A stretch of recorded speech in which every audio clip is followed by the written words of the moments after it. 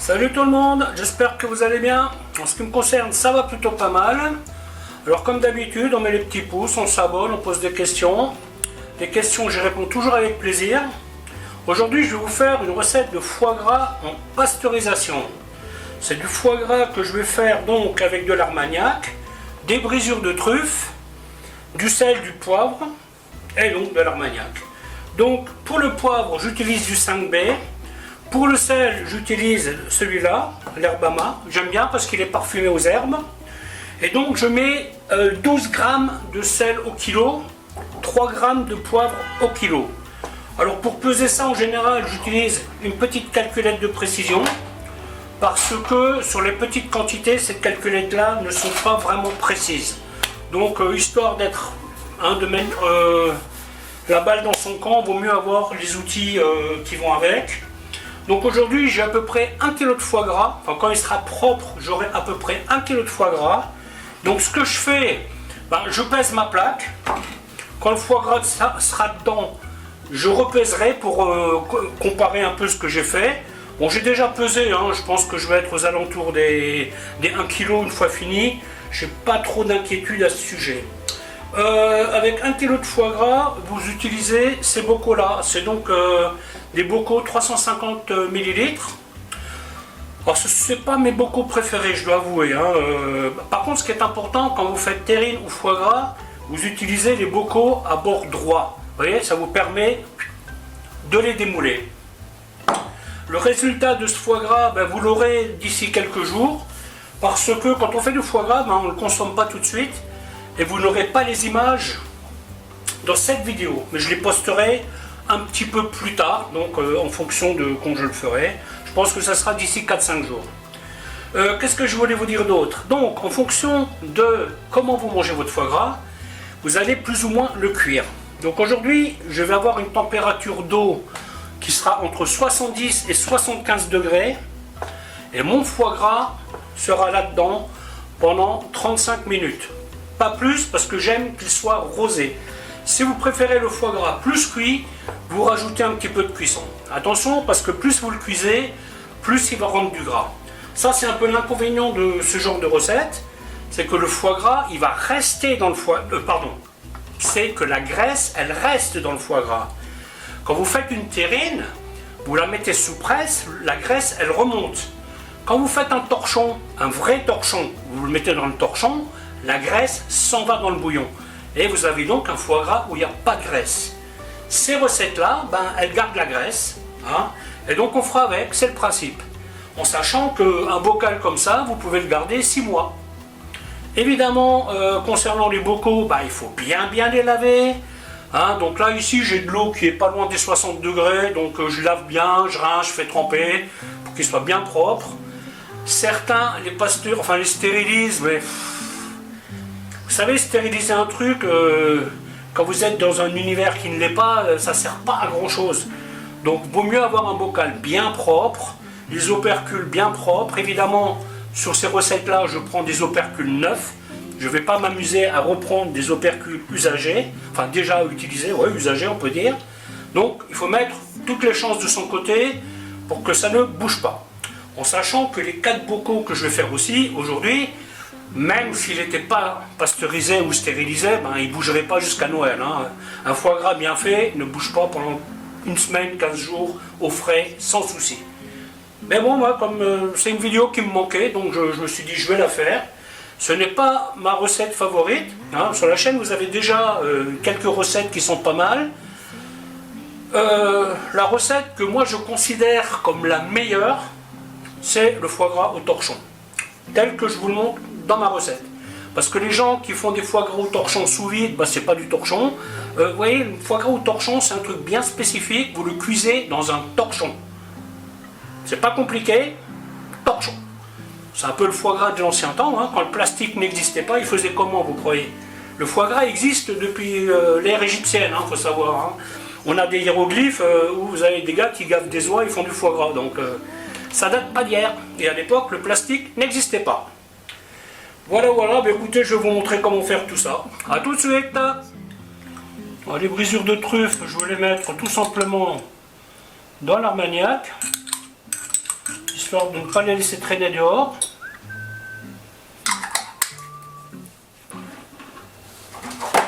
Donc là j'ai un foie gras déjà déveiné. Donc là vous voyez je vais le couper grossièrement pour le faire mariner un peu. Alors bien entendu vous pouvez faire différemment, vous pouvez mettre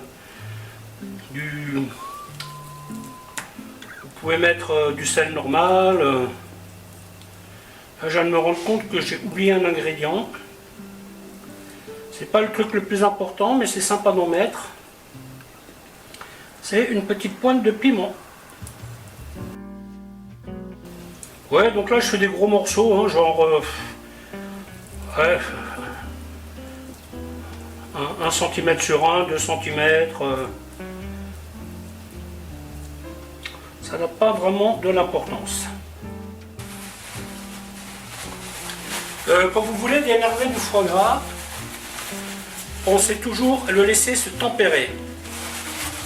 Sinon, il sera trop dur pour être travaillé. Voilà, donc on sépare les lobes. Hop.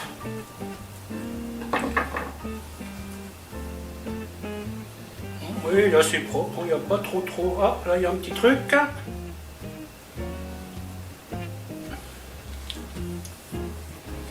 Les parures, vous pouvez les utiliser pour faire une sauce au foie gras. Ça le fait bien, mais il faut juste penser à la filtrer après, parce que vous voyez, il y a des petits nerfs qui sont pas super, les petits vaisseaux là.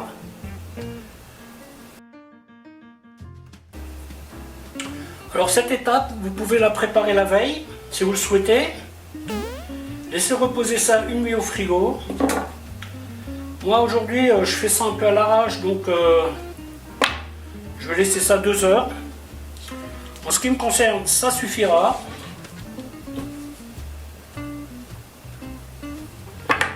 Voilà. Et là, on a un foie de qualité qui est assez propre. Cette recette, elle permet d'anticiper facilement pour les fêtes. Elle permet aussi de faire des petits cadeaux à la famille. Alors,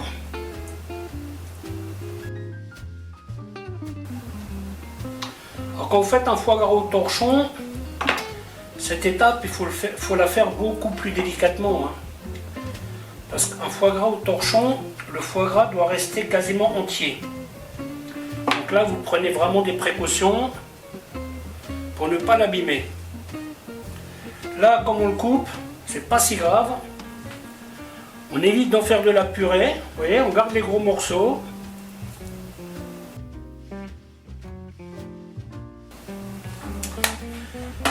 Ensuite,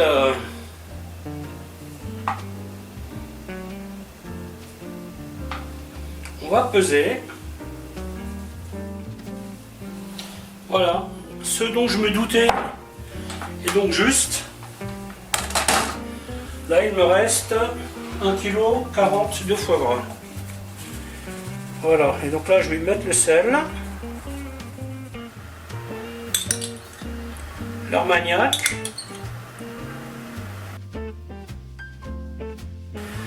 ensuite, on va bien mélanger, mais aussi délicatement.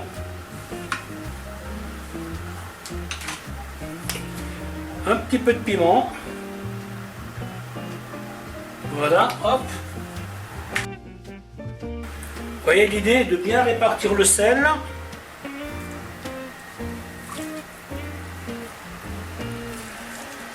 Pas que vous ayez des terrines trop salées et d'autres pas salées. Alors vous en avez qui iraient avec les mains, qui feraient foot, là, moi je suis pas trop pour.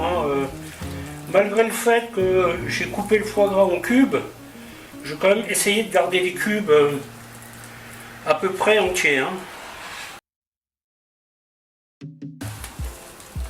Et au frigo 2 heures.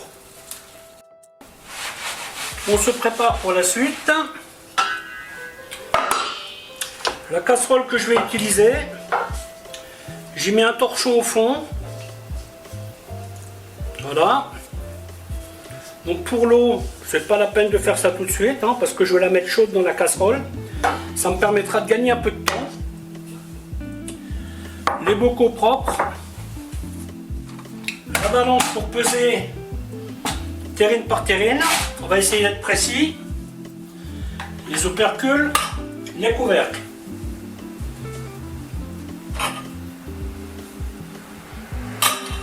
Voilà, à partir de là, on est prêt pour la suite.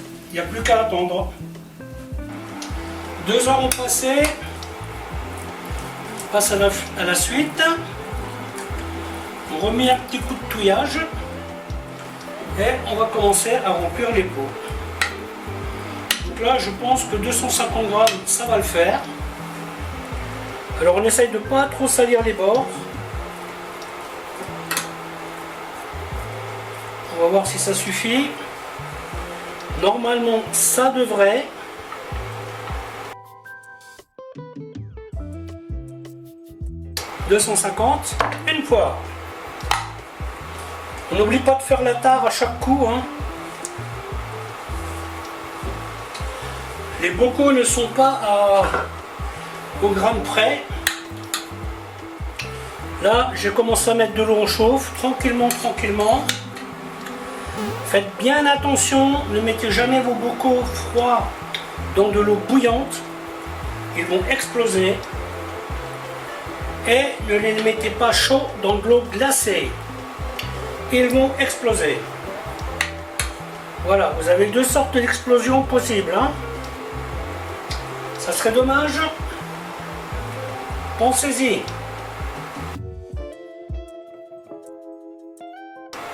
Alors j'essaie d'être le plus précis possible.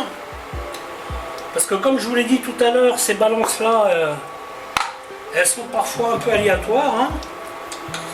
Et s'il me reste un peu dans ma plaque, eh bien je répartirai entre les 4 bocaux. Tout simplement.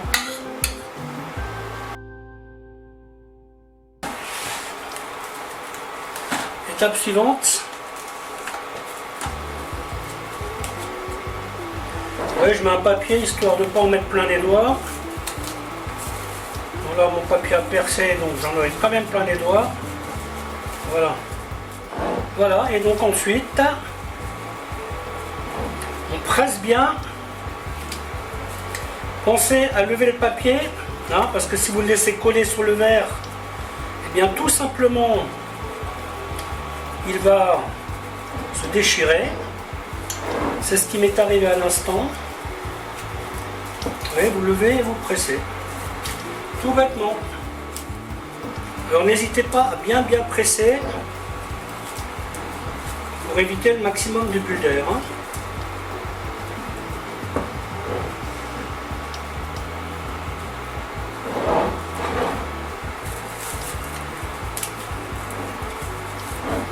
En fin de vidéo, vous avez des consignes concernant la pasteurisation. Pour ceux qui débutent, je vous conseille de les lire et aussi de les appliquer. Ça vous évitera les soucis. Hein. Vous voyez, on croit qu'on a assez pressé, et là, on n'a pas assez pressé. Donc il faut vraiment faire attention. De toute façon, on va faire encore une vérification à chaque bocal. Quand vous faites ça, prenez votre temps. Hein. N'essayez pas d'aller trop vite. Vous pouvez mariner la veille pour le lendemain aussi. Ça se fait. Ensuite, ce qu'on va faire, on va égaliser.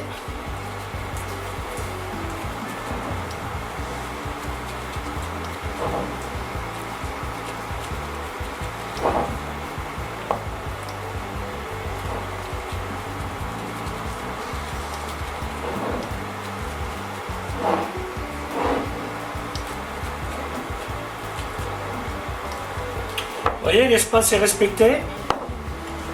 Si j'avais eu 100 grammes de plus, j'aurais pu le rajouter, ça n'aurait pas été un problème. Mais là, faites très attention. Ne vous laissez pas aller à la tentation en vous disant, bah, ce petit peu, je le rajoute. C'est souvent une grave erreur. Hein. Une fois que vous avez fait ça, vous avez une opération qui est très importante. Nettoyez le rebord de votre bocal. Si à ce stade vous laissez de la graisse ou un petit morceau de quelque chose, il ne sera pas sous vide. Donc faites bien attention. Vous lui insistez que vous leur allez trop vite. Hein.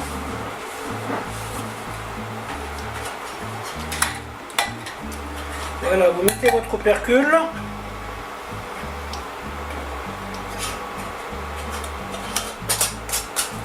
Et vous serrez.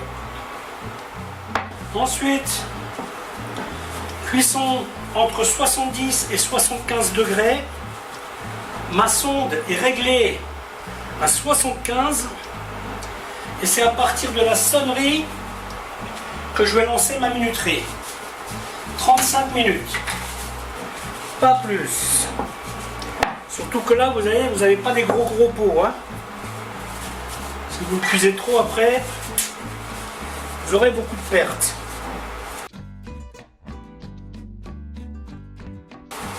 Alors ces couvercles-là, surtout ne forcez pas. Parfois, ils ne s'enclenchent pas exactement sur le pas de vis comme ils doivent le faire. Et surtout, il ne faut pas forcer. Parce qu'ils ne sont pas très solides. Ils vont se déformer. Hein. Et n'oubliez pas que ce sont ces couvercles-là qui maintiennent l'opercule. Donc si le couvercle est cassé, il y a un risque que l'opercule ne fonctionne pas. Ouais, c'est pour ça moi je vais souvent en arrière pour trouver le bon truc. Et une fois que vous êtes dedans, hop, ça marche tout seul. Voilà, tout ça c'est fait. Maintenant, vous voyez, mon eau est à 40 degrés. Il n'y a pas grand risque avec cette température.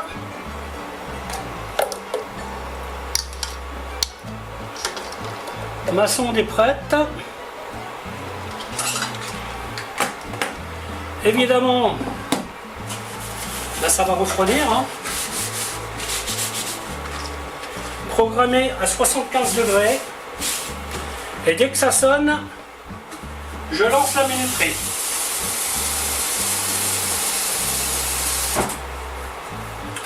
Faites bien attention à ce que ce soit bien recouvert. Ça aussi, c'est très important. À partir de maintenant, je vais accélérer mon feu. Je mets mon couvercle qui me permettra de gagner du temps. Alors, concernant la fin de cuisson, il y a deux écoles. Vous avez l'école qui laisse refroidir dans l'eau. Personnellement, je ne suis pas adepte de cette technique. Moi, je les sors à chaud et je laisse refroidir à température ambiante. Avec le foie gras, il y a une petite particularité qui est que je vais le laisser tempérer, genre 15-20 minutes, et je vais le mettre le plus vite possible dans mon frigo, bien froid. Quand j'ai de la place au congélateur, je le mets même au congélateur. Ça casse un peu l'inertie de la chaleur. Vous voyez, il va plus continuer de cuire. Hein. Au boulot, on avait une cellule de refroidissement, donc ça allait très vite. Hein. En 1 heure, c'était congelé, ce qui n'était pas le but, mais bon, c'était froid très vite. Voilà. Mais écoutez, pour le résultat, vous le verrez dans quelques jours. Parce que l'idéal est quand même de garder ces bocaux quelques jours avant de les manger. Et je vous mettrai ça en photo. Voilà. Mais écoutez, la vidéo va s'arrêter là, en espérant qu'elle vous aura plu. Alors je vous dis à bientôt pour une autre recette. Bye bye.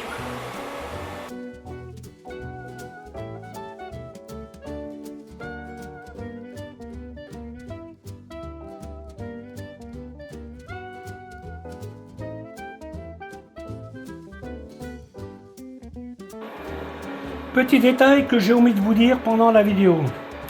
Faites bien attention aux recettes que vous voyez sur les réseaux, parce qu'il y a des recettes qui préconisent 100 degrés pendant 45 minutes. Pour ce genre de bocaux, c'est juste trop. Vous allez perdre la moitié de votre foie gras.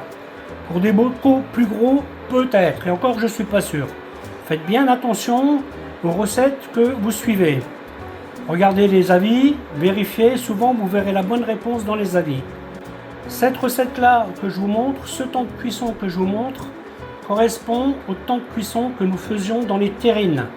Donc, température gérée, masse gérée, 35 minutes, pas plus.